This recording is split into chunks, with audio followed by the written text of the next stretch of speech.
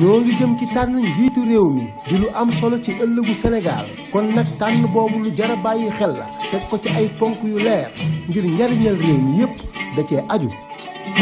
dana baax ñu fàttali ñi nga xam ne ñoo am yéenay jiite réew mi lenn ci ndénkaan yoo xam ne Cheikh Mbacké Bousso bindoon na ko bi nga xamee ne Ngalandou falu na. da ko bindoon lettre boo xam ne da ko cay dénk yu am solo la ca jiitu mooy mu yëg responsabilité ci kanam boroomam xam ne yàlla moo ko fal waaye gënul ñi nga xam ne ñoom la yilif waaye mu doxal ak maandu ñi nga xam ne dañ leen a tooñ mu delloo leen lañ leen tooloon nin tëjoon mu génne leen waaye mu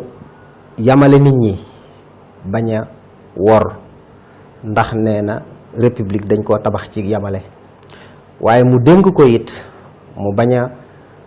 jëfandikoo ger li ñuy wax corruption mu fexe ba li muy doxal mu yam ci li nga xam ne moom la ko yoon jox waaye mu wëlbatiku dénk ko mu am ay jikko ay valeur yoo xam ne dina tax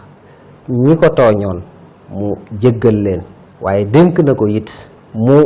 bañ a fal ay nit teg ko ci rek dañoo ànd ak moom wala tooñ ay nit wala gannaaw la ay nit ci ànduñoo ak moom waaye dafa war a seet kenn ku nekk la nga man mu féetale la foofa. mu dénk ñi nga xam ne ñoo ko faloon ci ñu bañ a sàkku ci moom loo xam ne seen njariñul bopp la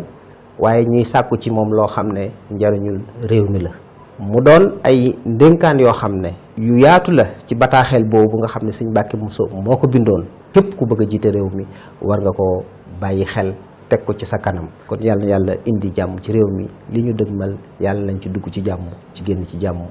Mouride Institute moo leen doon baaxee yóbbal bii.